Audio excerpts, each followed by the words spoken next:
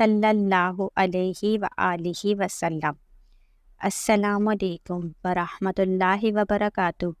میں آج آپ کو ایک بھائی کا درود پاک کا عظیم مشاہدہ شیئر کرنے جا رہی ہوں۔ وہ بھائی کہتے ہیں کہ میری کچھ حاجتیں تھیں جن کی وجہ سے میں بہت پریشان رہتا تھا اور دعا بھی مانگ رہا تھا اور درود شریف صلی اللہ علیہ وآلہ وسلم کثرت سے پڑھ رہا تھا۔ اس درود پاک کی برکت سے میں نے رات کو خواب میں گنبد خضرا دیکھا اور مجھے غیب سے آواز آتی ہے، آپ پریشان نہ ہوں، آپ کے سارے مسائل حل ہو جائیں گے۔ میں سوچتا ہوں یہ آواز کس کی ہے، تو پتہ چلتا ہے کہ یہ نبی کریم صلی اللہ علیہ وآلہ وسلم ہیں جو مجھ سے فرما رہے ہیں آپ پریشان نہ ہوں، آپ کے مسئلے حل ہو جائیں گے الحمدللہ۔ الحمدللہ میں دن میں کبھی 50,000 سے زیادہ اور کبھی 50,000 سے کم یہ مختصر درود پاک صلی اللہ علیہ وآلہ وسلم پڑھتا ہوں۔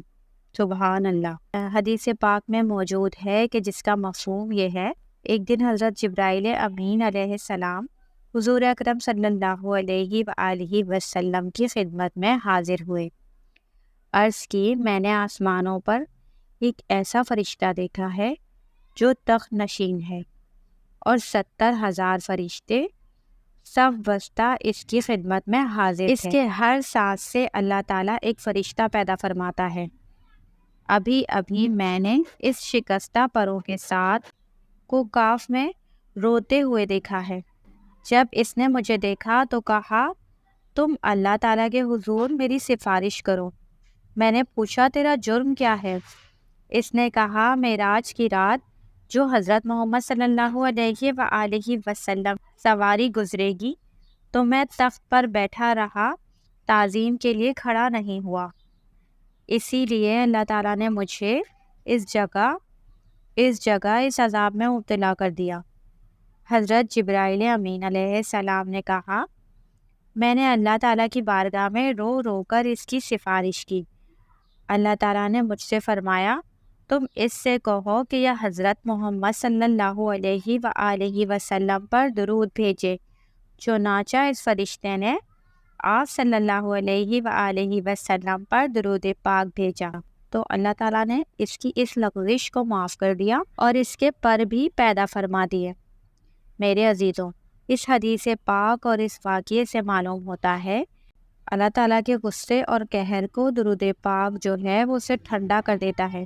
درود شریف کی وجہ سے فرشتے کو مغفرت ملی۔ امید قوی ہے کہ انشاءاللہ درود پاک پڑھنے والے کو بھی اللہ پاک اپنے فضل و کرم سے بخش دیں گے۔